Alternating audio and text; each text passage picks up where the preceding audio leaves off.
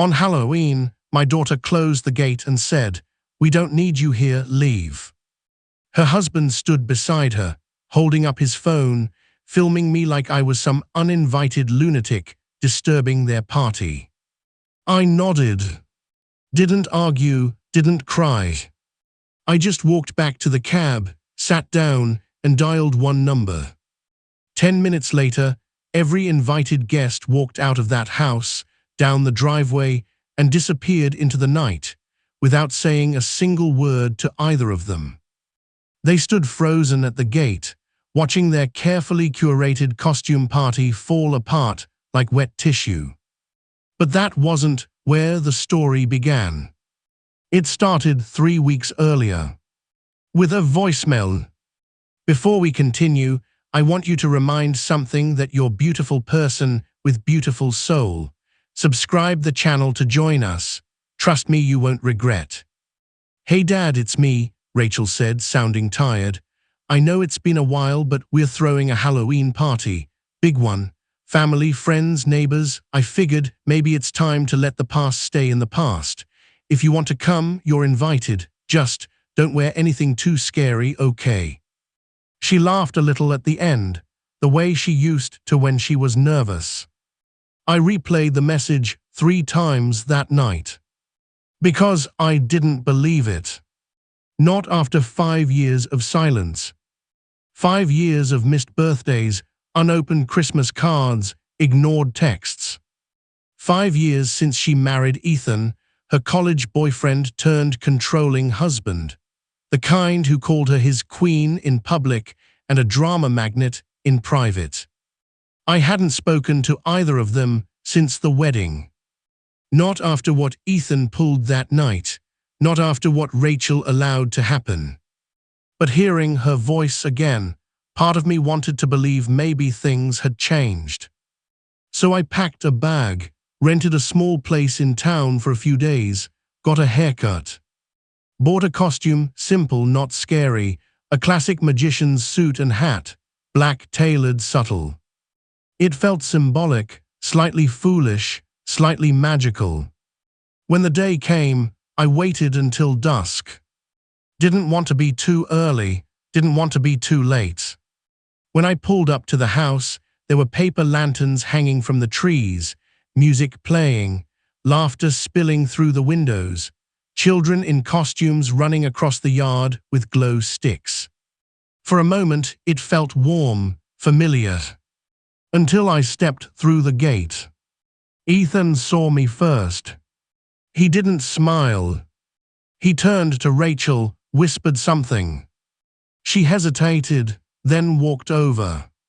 She looked older, not worse, just worn. Her eyes flicked over my costume. Her mouth moved, but not into a smile. "Dad," she said, "you shouldn't have come." I blinked. "You invited me." Her jaw tightened. "I know, I left that message after a really long night. I shouldn't have." Ethan stood beside her now, phone already lifted, recording.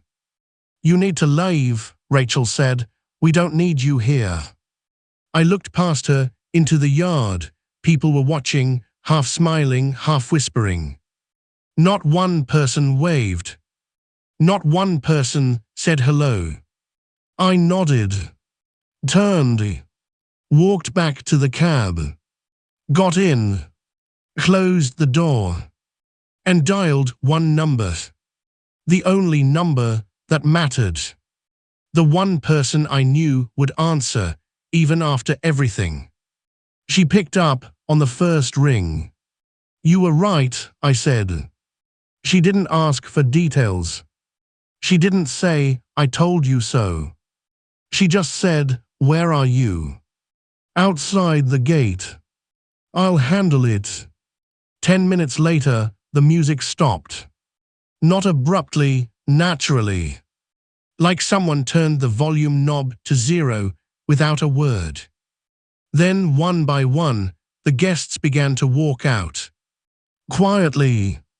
No shouting, no confusion, no explanation. Rachel called after them. "Wait, where are you going? What's wrong?" Ethan tried to laugh it off. Hey guys, you don't have to leave just because the old man showed up.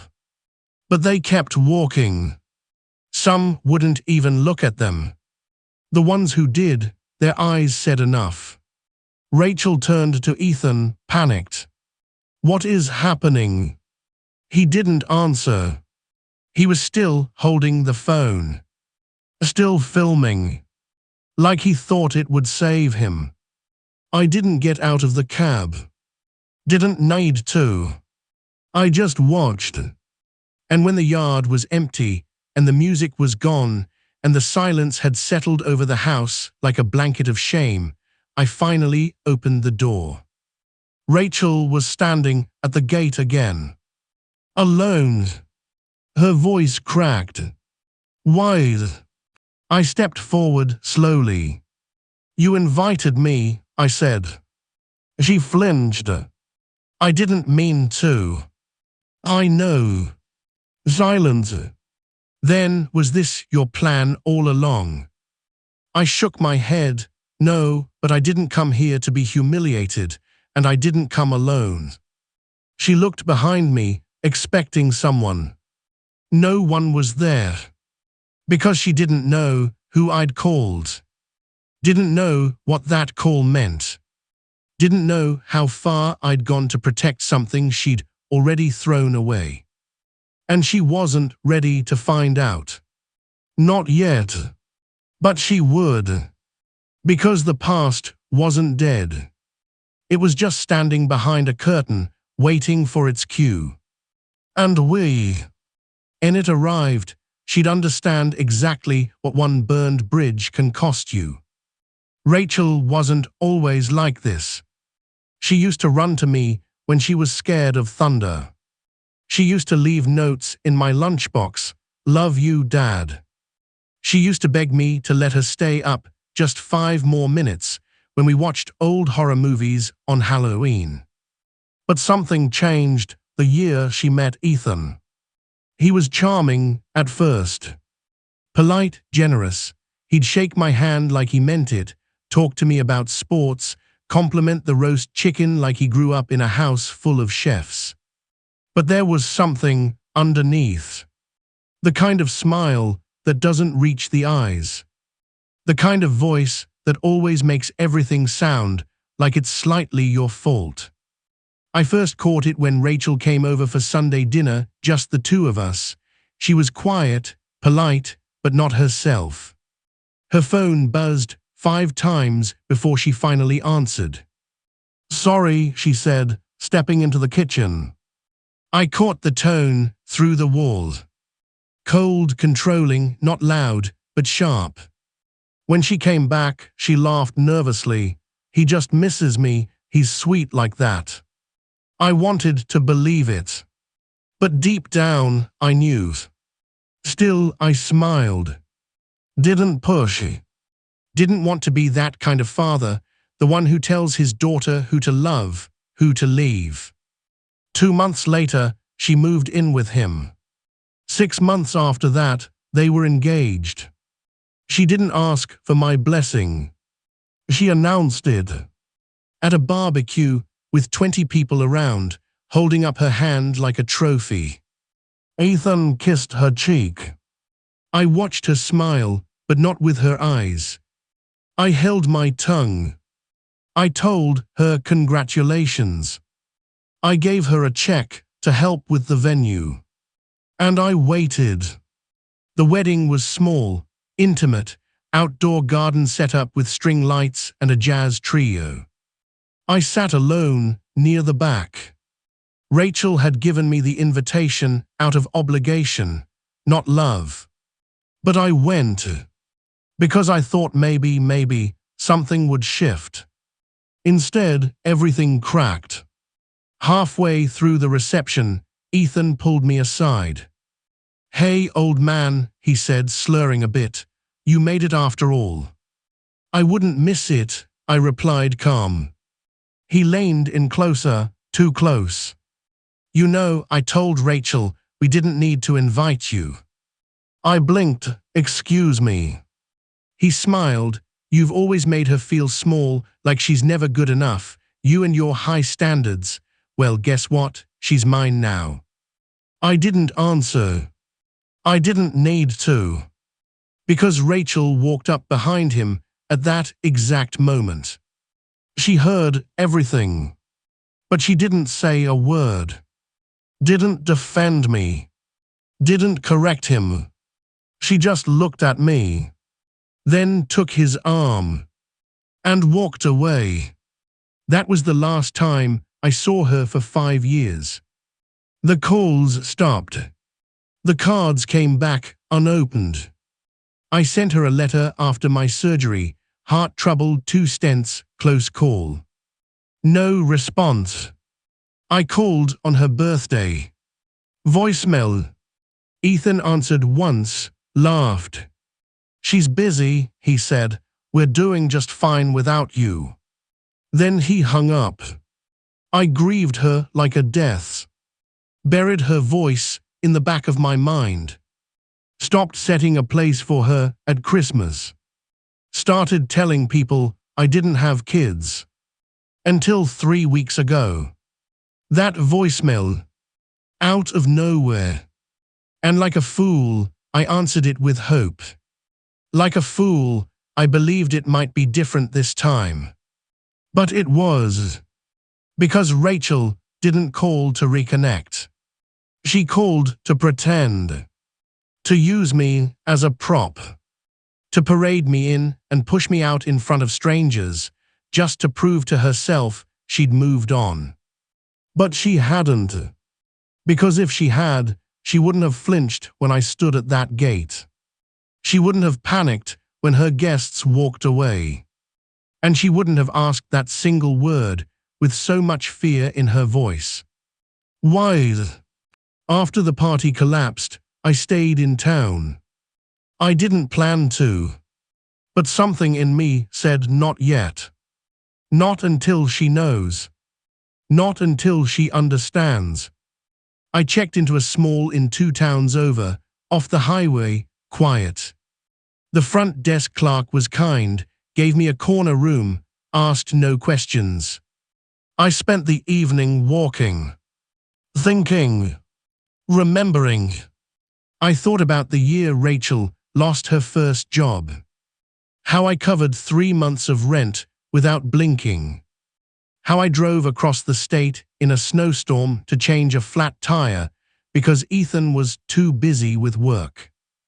How I used to keep photos of her in my wallet, first day of school, high school graduation, that one trip to the lake where she swam for hours and said it was the best day of her life. I had loved her with a kind of unconditional faith that most people only give to gods. And she broke it. That night, I dialed the number again. She picked up immediately. "You okay?" she asked. "I'm fine," I said, just thinking. "You want to go home?"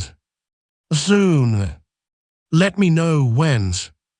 This woman, this voice, I hadn't heard in so long. And yet, when I heard it again, I felt something come alive in me. Not pain. Not sadness. Something sharper. The memory of what it means to be respected. "I have one Ray thing to do," I told her. She didn't question it. She just said, "All right." The next morning, I stopped by a bakery in town, bought cinnamon bread and 2 coffees. Then I drove to a familiar address. A red-bricked house with ivy climbing the porch. I knocked. A woman answered. Older, glasses, hands flour-dusted. Her face lit up. "Richard?" she asked. In the flesh, I smiled. She hugged me like family. "God, it's been what, 10 years?" 12, I said. She shook her head. "You always disappear when people need you most." "Not this time." We sat at her kitchen table. I gave her the bread. She poured tea. Then we talked. About Rachel. About the wedding. About the silence. She was Rachel's godmother, her mother's best friend, the one woman who always saw through Ethan's charm before anyone else did. She told me something I didn't know. They're in trouble, you know. What kind of trouble? Money, reputation. Ethan's been laying off people at his firm. There's talk. Some investors pulled out. There's tension. Rachel never told me. Because she's afraid. Of him. Of everything. Of you. Of what she gave up. Of what it would mean to admit she was wrong. I sat with that for a long time. Then I pulled out my phone. Showed her a photo. Her eyebrows rose. You still know him. He still owes me a favor. She smiled, slow and wide. Oh, Richard, you always did know how to move quiet pieces on a loud board. That night, I made one final call. Not for revenge. Not for punishment. But to tip the first domino. The one that would show Rachel what loyalty actually looks like. And what it costs when you throw it away. The man I called that night was named Harvey Dunn. Most people had never heard of him. That was by design. He wasn't flashy, didn't wear suits, didn't post on social media. But he knew things. He ran a private investigations consultancy in Chicago, not the kind that followed cheating spouses, the kind that ran full background audits, corporate embezzlement, contract fraud, asset concealment. We worked together once. 15 years ago, a client of mine tried to gut my small business by forging invoices and rerouting payments. Harvey found it in 2 weeks. I kept his number ever since. And when I called him after all those years, he answered like no time had passed. Who do you want me to look at? He asked. Ethan Caldwell, I said. There was a pause. Rachel's husband. Yes. You're sure? I've never been more sure about anything.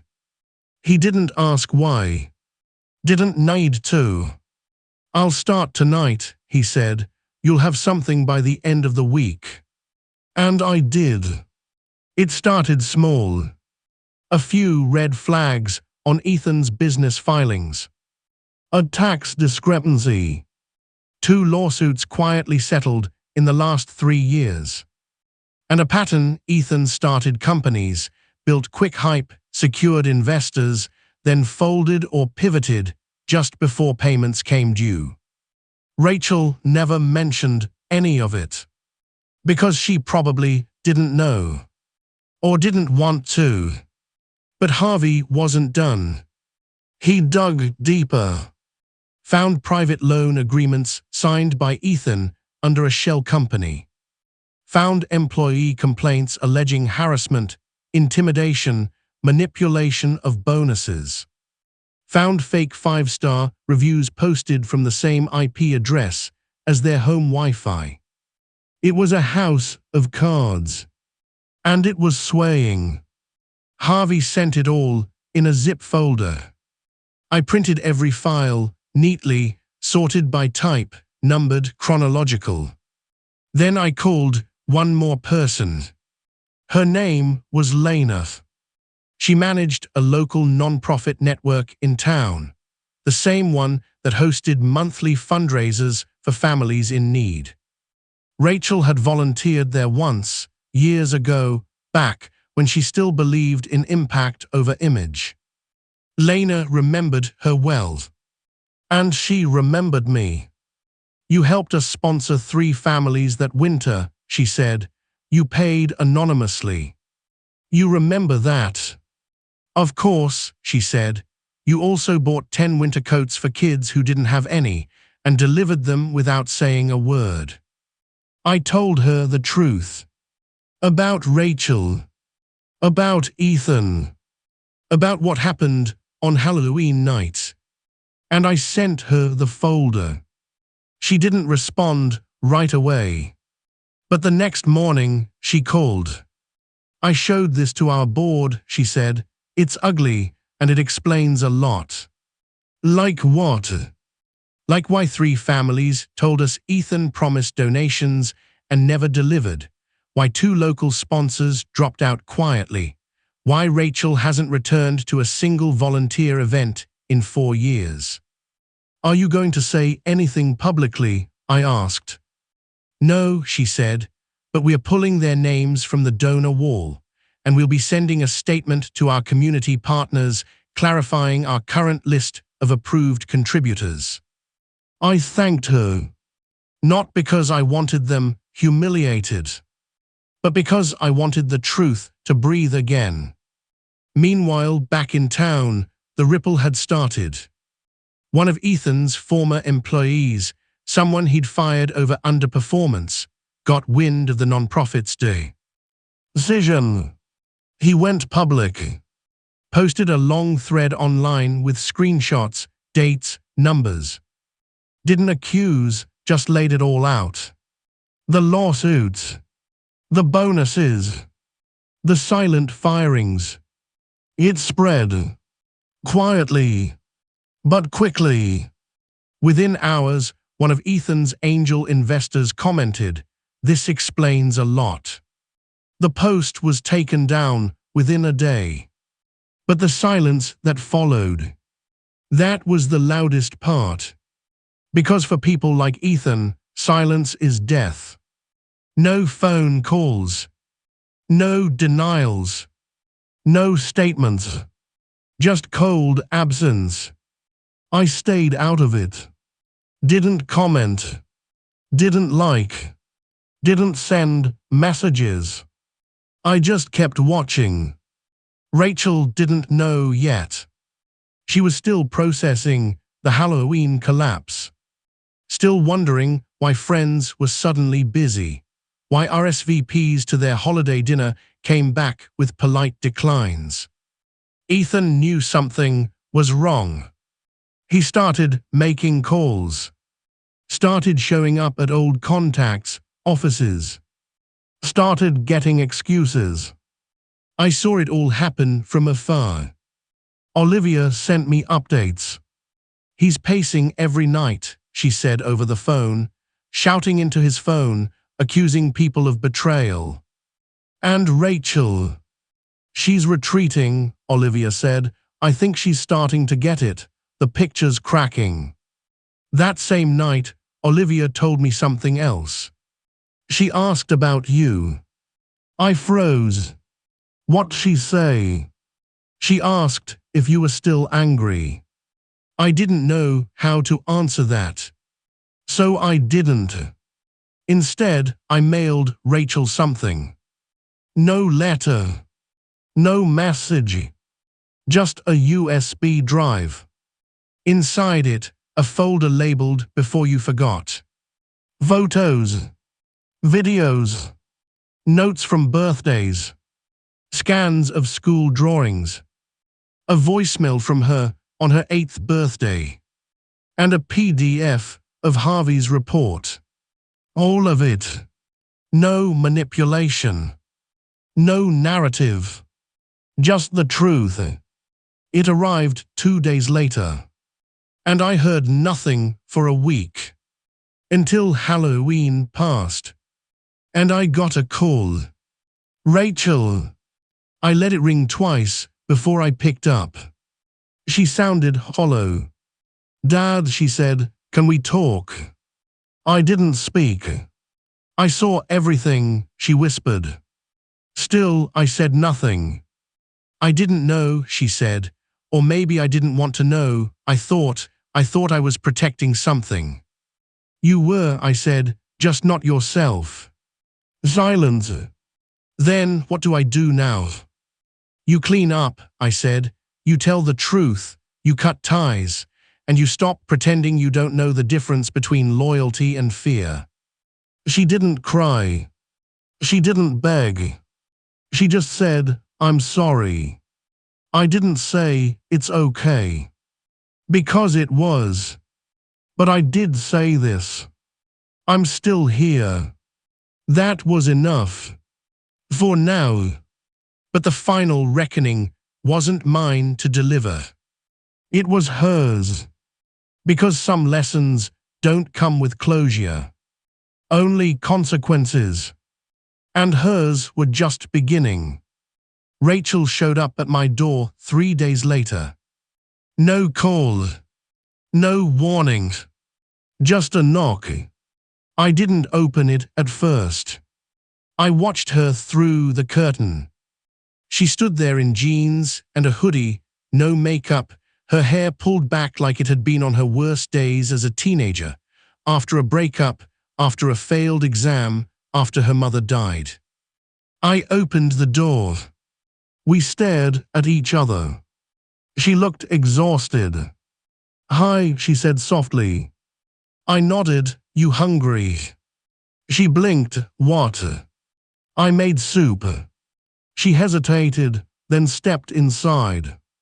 I poured her a bowl, sat it on the table, no small talk, no forced forgiveness.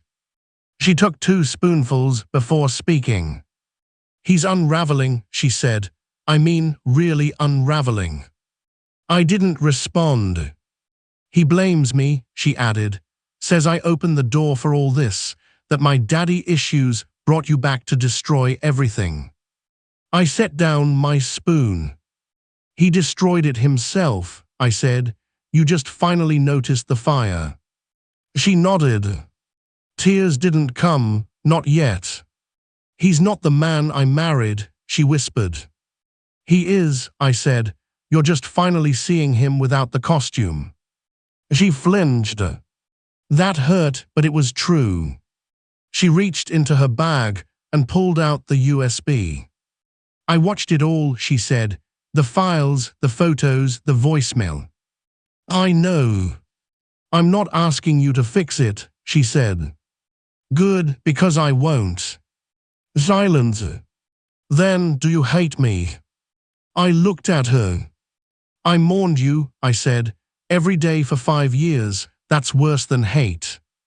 She finally cried then. Quietly. No drama. No noise. Just one hand covering her mouth as the weight of every bad decision finally cracked her open. When she looked up again, her eyes were red. "I don't know what to do," she said. "You leave him," I said. "It's not that simple." "It is, you're just scared." She didn't argue. "Because it was true." "You've seen what he's capable of," I added. "You've seen what pretending costs you." She nodded slowly. "I kept thinking if I loved him enough, it would change," she said, "that he'd come back to the version I met." I leaned back in my chair. That version was bait. She covered her face. "He threatened to release things," she said. "Emails, photos, twisted things. He said it would ruin me if I left." "He's bluffing," I said, "but if he's not, I've got a Laurie. Ready, and more evidence than he realizes." Her eyes widened. "I've been documenting things for months," I said, "long before Halloween." "You were planning this." "No," I said, "I was preparing. There's a difference." She shook her head. "You knew I'd fall." "I knew Ethan would." Rachel stayed 2 nights in my guest room. She barely slept. She made calls, quiet ones, to old friends, to a therapist, to the nonprofit she once abandoned. I didn't pry, didn't hover, just made coffee in the mornings and handed her a folded newspaper without speaking. By the 3rd day, she looked stronger. Not healed, but standing straighter. "I need to go home," she said. "Pack what I can, get the documents."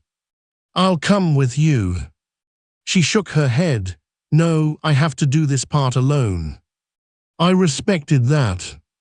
But I called Olivia. "Trail her," I said, discreetly.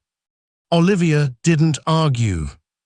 Rachel arrived back at the house around 5 p.m. Ethan's car was in the driveway. He was waiting. She told me later he stood in the kitchen like a man rehearsing a speech. "You think I'm scared of your father?" he said. "Let him post his little folder. Nobody's perfect. But I built this, I made you." Then he pulled out a phone. Opened an app. Photos. Private ones. Ones meant for her eyes only. Rachel didn't flinch. "I already told my lawyer," she said. He blinked. "I already sent them the photos," she added. "The emails, the contracts. You want to ruin me, you'll burn with me."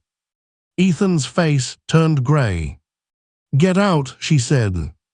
"You can't make me leave." She reached into her coat pocket, pulled out a single sheet of paper. A restraining order, temporary but active. Signed that morning. Ethan crumpled it. But he didn't touch her. Didn't say another word. Just left. 20 minutes later, she texted me. "It's done." I picked her up at the gas station outside town. She didn't bring much. One duffel bag, a folder of papers, and a shoebox of old letters I thought she'd thrown away years ago. We drove in silence.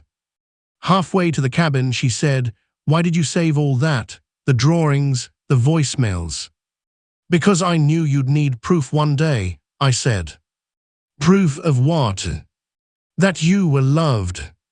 We didn't say much more that night. She slept for 10 hours straight. The next morning, I found her sitting on the porch, staring at the trees. "You know what hurts the most?" she asked. "What?" "I was more afraid of disappointing him than losing you." I nodded. "That's how people like Ethan win." "Not anymore," she said. I poured her a mug of coffee. "Now what?" she asked. "Now you rebuild," I said. "Not with noise, with consistency." She nodded, then added, "and accountability." She meant herself. That's when I knew she was finally waking up. The same day, I made another call. "Harvey, time to release the file," I said. He didn't ask why. Within 48 hours, the documents made their way to 3 key places. 1. Ethan's investors. 2. A reporter who'd once written a glowing profile on him. 3. The licensing board of his profession. I didn't post it publicly. Didn't smear him online. But I made sure the people who mattered knew the truth. Let the silence do the rest. By the end of the week, Ethan was dropped from 2 contracts. The board issued a pending investigation statement. The reporter reached out for comment. He didn't give one. And just like that, the man who once held my daughter's future like a leash was suddenly scrambling to prove he wasn't a fraud. He was loud. I was quiet. He yelled. I built. He posted. I prepared. And the world finally listened. It started with a podcast. A small-time show, business tips, local entrepreneurs, fluff content. Ethan showed up as a surprise guest 4 days after his collapse began. He smiled the whole time. Talked about jealous ex-partners, cancel culture, and how petty vendettas were trying to destroy what he'd built. He never said my name. But the subtext wasn't subtle. The host nodded like a bobblehead, laughing on cue. Ethan said Rachel was taking time to heal from her own patterns, and that he was praying for reconciliation. It was spin, but the kind meant for just enough people to second-guess the truth. Rachel saw it. She was sitting beside me on the porch when it aired. I watched her jaw tighten. "He's painting me as unstable," she said. "He's painting himself as a victim," I corrected. "That's all he knows." Should I respond? No. But people will think. Let them. She fell silent. She hated silence now, because silence had once cost her everything. But I made her sit with it. Let the silence work for us this time. 3 days later, it escalated. Ethan posted a video on his personal account. Slick background, moody lighting. He looked straight into the camera and said, "There's been a lot of noise, a lot of lies, and unfortunately, some of it is coming from people I once called fam." Wiley. He held up a printed email. Said it was doctored. Said he'd been hacked. Said Rachel was being manipulated by certain figures from her past, with grudges and money to burn. That was the moment I made the second call. Harvey answered. "I saw the video," he said. "Good. I'll upload the originals." The next morning, a folder went live on a private whistleblower forum. Metadata intact. Timestamps. Original source codes. Unedited contracts. His digital fingerprints on every one. No commentary, no bias. Just the truth. Again. The comments were brutal. People didn't want spin. They wanted receipts. And Harvey gave them everything. By noon, a journalist from a larger outlet reached out to me through Olivia. They wanted to run a full piece. Deep dive. "I won't go on record," I said. "But Rachel might," Olivia said. That night I asked her. "You don't have to," I told her, "but if you want the world to hear it in your voice." She nodded before I finished. The interview was recorded over 2 days. It wasn't sensational. It was raw. Rachel talked about how isolation feels like safety at first. How controlling love dresses up like protection. How people don't always realize they're drowning until they taste air again. She didn't name Ethan directly. But she didn't have to. Her voice said more than names ever could. The article went live the following Monday. It trended by noon. And with it came the real backlash. Against Ethan. His company's website crashed. A leaked memo from his remaining partner showed their internal panic. His licensing board issued a temporary suspension. He made one last statement. A written one. No video, no press. Just a 3-paragraph post on a lockdown profile. "Due to recent events, I'm taking time to reflect. I maintain my innocence, but I respect the need for healing and space." It ended with a Bible verse.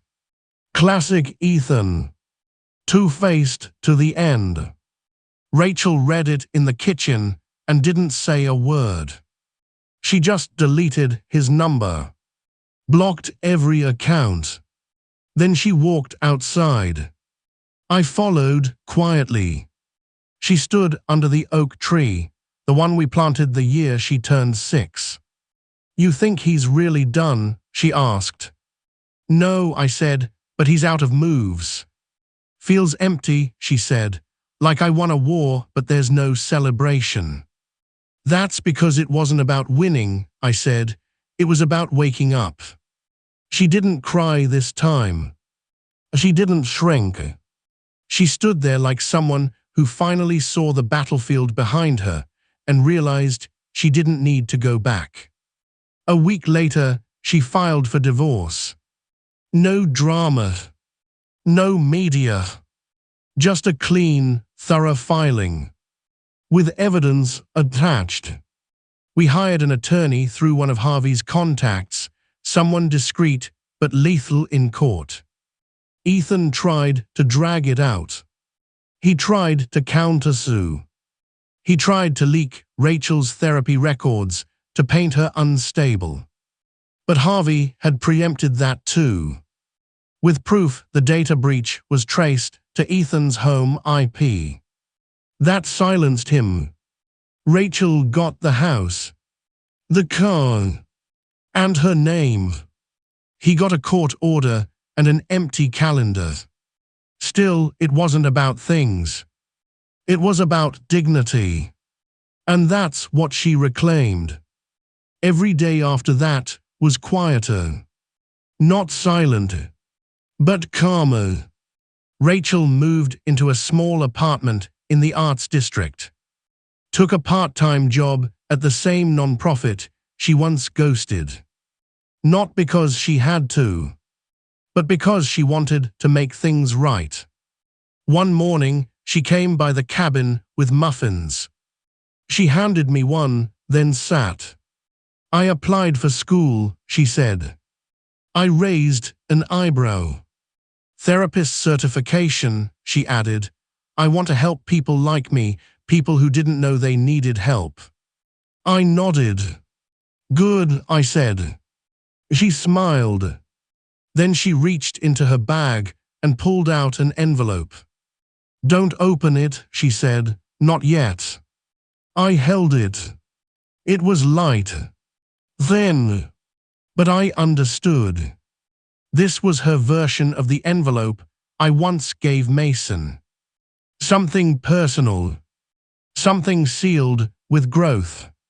She stayed until sunset that day. Then she hugged me. Real tight. Like thunder didn't scare her anymore. Before she left, she turned to me and asked, "Do you think I deserve forgiveness?" I looked at her. "No," I said. Her face fell a little. "But you earned it anyway." That night, I sat on the porch again. Same chair. Same breeze. Different feeling. Not revenge. Not triumph. Peace. Rachel had stood at the edge of the same cliff Ethan once pushed her toward. But she walked away. And sometimes that's all healing is. Choosing to walk back toward yourself. One quiet step at a time. It had been exactly 32 days since Rachel filed the divorce papers when the envelope arrived. No return address. No stamp. Just a plain manila envelope slipped under her apartment door sometime before dawn. Inside it, a flash drive. She called me immediately. Her voice was steady, but I could hear the old tremor hiding underneath. "I haven't plugged it in," she said. "But it's from him, I know it."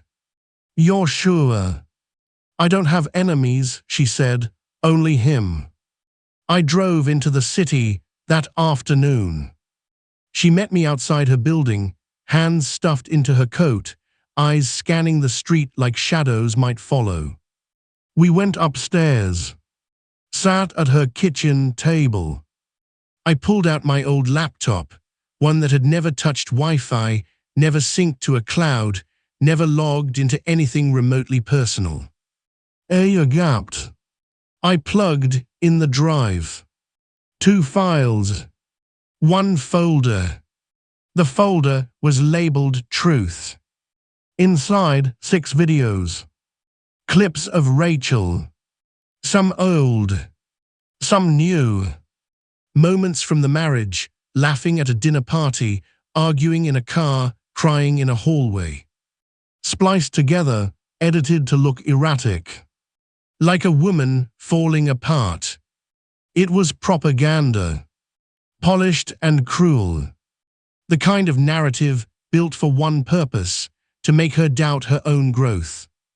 The first file was a document, a timeline of their relationship, twisted to frame Ethan as the victim, screenshots out of context, false receipts, notes from people we both knew were bought.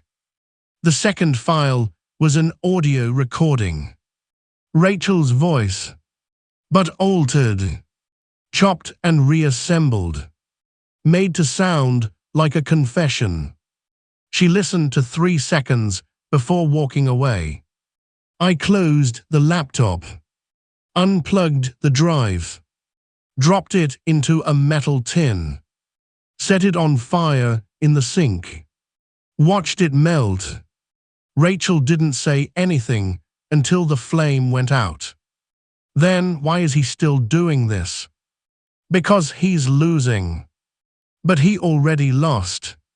I shook my head. Men like Ethan don't measure loss in facts, they measure it in control. She rubbed her temples.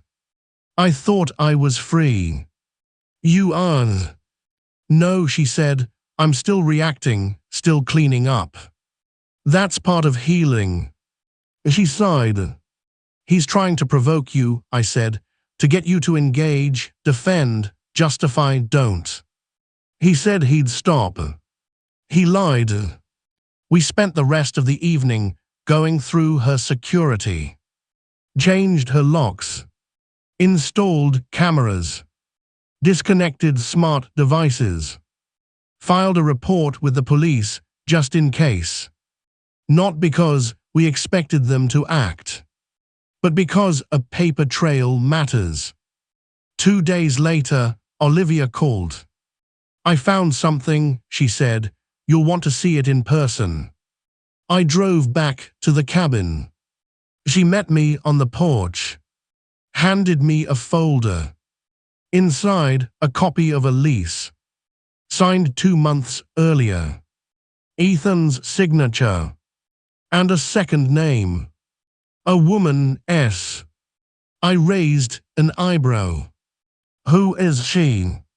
Former intern, Olivia said, worked for his firm before he dissolved it, early 20s, quiet. She left the industry suddenly, no digital trail. Rachel came over that evening. I showed her the folder. She froze. I remember her, she whispered. She was always nervous. He told me she quit because she couldn't handle pressure. She didn't quit, I said. She ran. Rachel's face hardened. What now? You reach out, I said, carefully. Rachel found her through an old email buried in her account. She sent a message. Polite, gentle, clear. I'm not here to blame you. I just want to understand if there's more I didn't see. Anything you say stays between us. No response. 3 days passed. Then came the reply. 5 lines. He lied to me too. He said you were violent. I'm sorry. I was scared. If you want to talk, I'm ready. Rachel met her at a bookstore cafe across town. I didn't go, but she came back changed. Not broken. Not shaken. Resolved. He's been doing this for years, she said, not just to me. I waited. She had photos, she added, messages, voice notes. He coached her on what to say about me in case anyone ever asked. Insurance, I said. Rachel nodded. He used her, then dumped her when she wouldn't lie to a potential investor. I sat with that for a long time. So did she. Then Rachel said something I didn't expect. I want to press charges. I looked up. For what? For stalking, for coercion, for distribution of manipulated media, for whatever sticks. I didn't try to talk her out of it. She'd waited long enough. Harvey connected us to a lawyer who specialized in digital harassment and coercive control.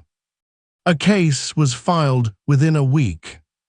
Rachel testified in a sealed deposition. The other woman did too.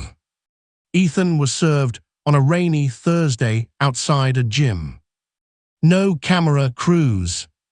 No headlines. But it landed like a hammer. He thought it was over. That we'd moved on. That he'd slipped through. Instead, he found himself boxed in. No money. No allies. No more control. And the case, it stuck. He tried to settle. Tried to make it disappear. But Rachel refused. He didn't just hurt me, she said. He built a pattern, and I won't be silent for the next woman. I watched her testify 3 months later. Voice steady. Eyes forward. She never said his name more than once. Because the story wasn't about him anymore. It was about her. Her pain. Her survival. Her return. The judge issued a restraining order, permain. NT this time. The district attorney picked up the digital tampering case. And Ethan. He went quiet. The kind of quiet that comes after a storm finally realizes it won't win. Rachel didn't celebrate. She didn't gloat. She just exhaled. And whispered, finally. That night we sat under the stars. She brought the muffins again. I brought 2 cups of tea. No noise. Just peace. You know what's funny, she said. What? It all started with a gate. I smiled. And it ended with a door. The door. To yourself, I said, the one you finally walked through. She looked at me. Smiled. Then whispered, thank you. I shook my head. No, I said, thank you for finally choosing to come home. Because that's what this was. Not revenge.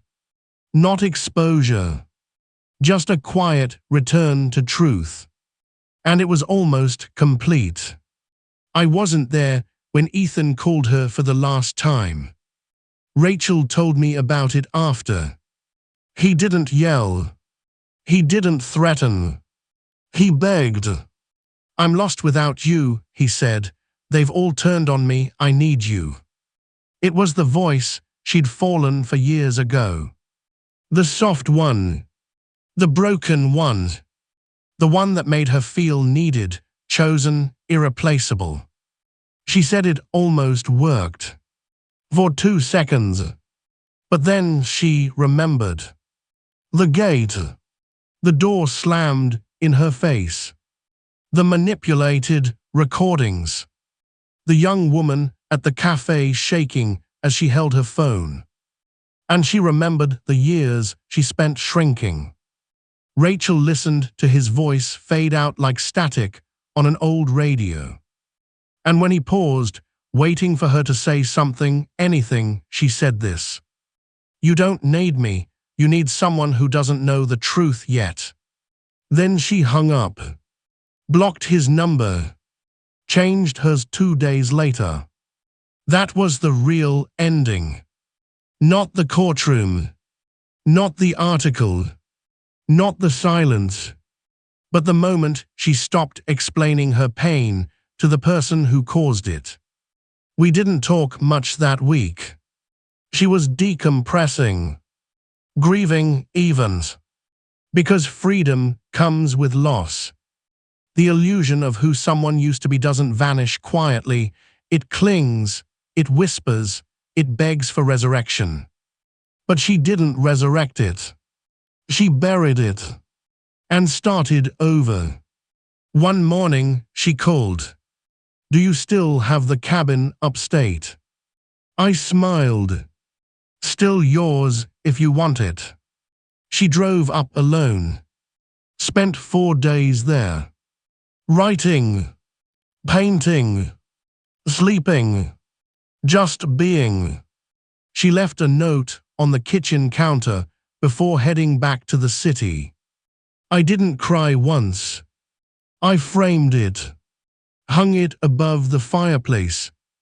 Later that fall, Rachel invited me to a community talk she was leading at the nonprofit. Small group, she said, just stories, nothing big. But when I walked in, it wasn't small. The room was full. Survivors, supporters, women holding notebooks like shields. And Rachel, standing at the front, calm, centered. She told her story. Not the details, not the gore, but the shape of it. What control looks like. What survival feels like. How silence isn't peace. And how love that demands shrinking isn't love, it's possession. People wept. Others just sat still, staring. Afterward, I stood in the back, watching her shake hands, hug strangers, laugh with people who had once been statistics. She didn't look like someone who'd been burned. She looked like someone who'd walked through the fire and remembered how to breathe again. When she finally reached me, I said nothing. She hugged me anyway. Later that night, she said something I hadn't expected. I used to think you were too strict, she said, too hard on me, too distant. And no, you weren't distant, she said. You were just the only one who let me fall without letting me break. I didn't respond. I didn't have to. She understood now. That protecting someone doesn't mean catching them every time. It means making sure they know how to get up when no one does. Thanksgiving came. She brought stuffing. I roasted the turkey. There were no toasts. No family drama. No performance. Just food, warmth, and music from the old record player in the corner. She didn't talk about Ethan anymore. Not out of fear. Out of irrelevance. He was a shadow now.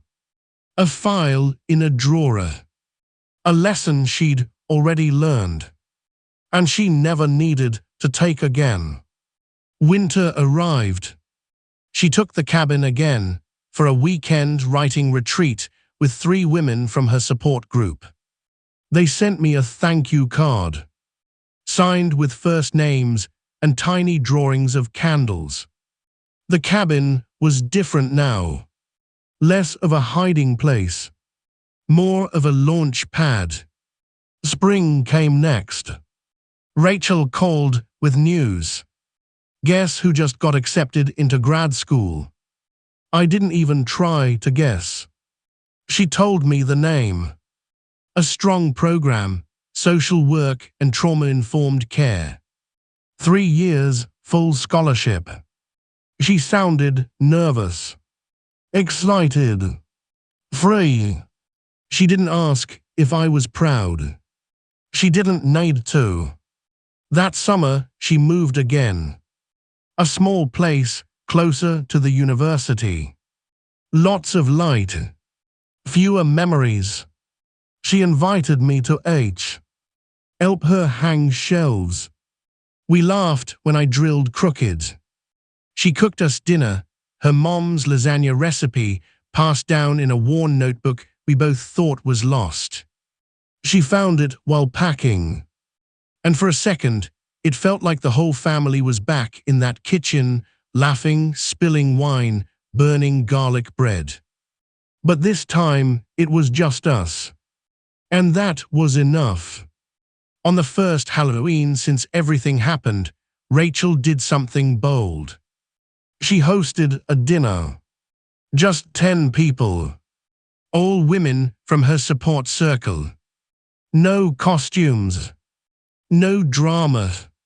Just light, laughter, and healing. I dropped off dessert but didn't stay. She kissed my cheek at the door.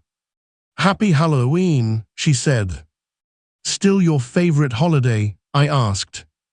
She smiled. Now it is again. I walked back to my car. Didn't look back. Didn't need to.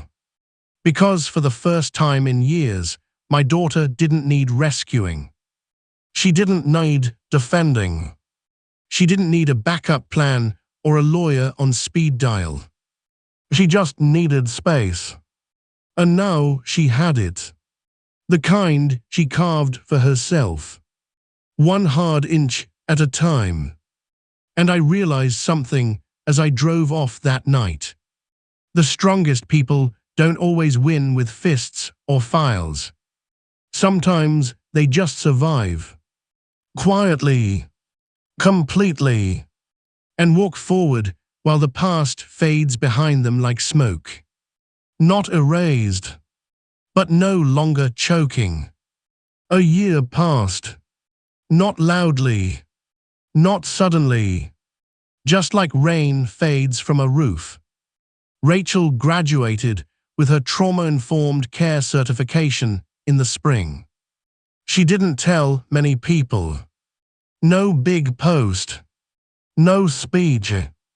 Just a quiet ceremony, one photo, and a small caption, one step closer to purpose. I framed it.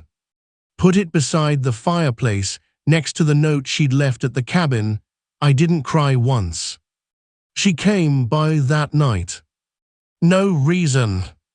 Just to sit. We made tea. Watched the sun drop into the trees. Halfway through the silence, she said, "I think I'm finally okay." I nodded, "I know." "I still think about it sometimes," she added, "what I allowed, what I ignored. That's part of healing. I don't want to be angry forever." "You're not." She took a slow breath. "I'm starting to forgive myself. That's the hardest part." She looked out across the trees. Then said, "Do you remember the Halloween party at the old house, when I was 10? I smiled. You wanted to be Cleopatra.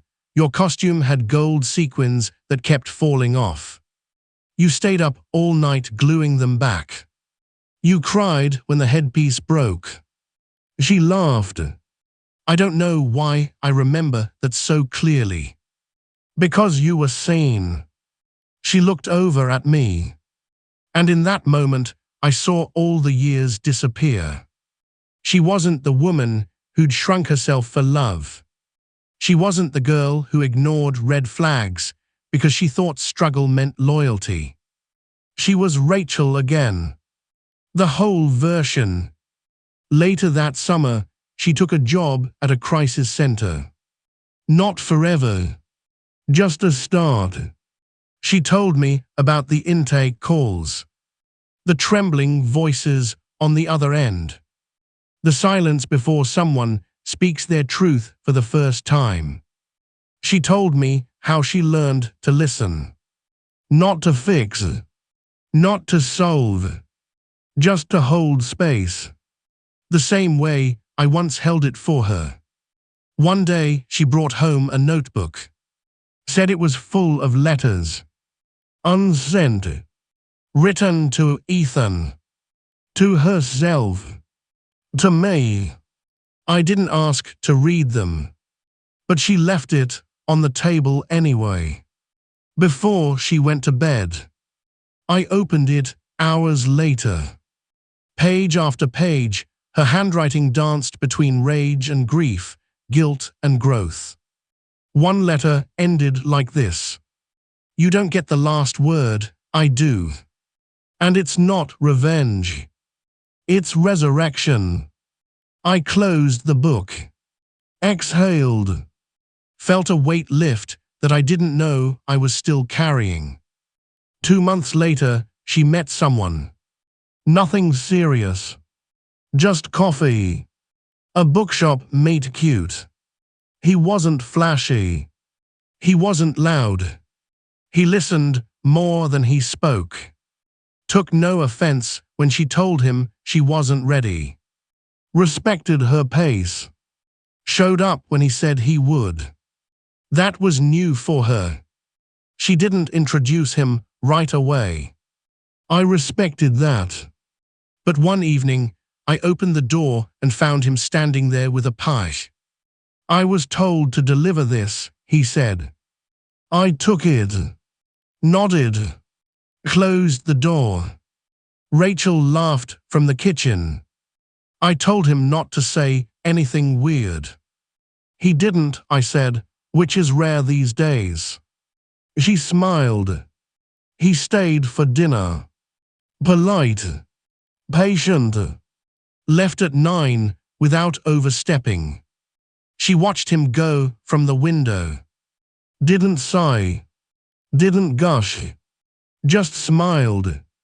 Like she finally understood the difference between butterflies and alarms. 1 year later, she ran her first workshop solo.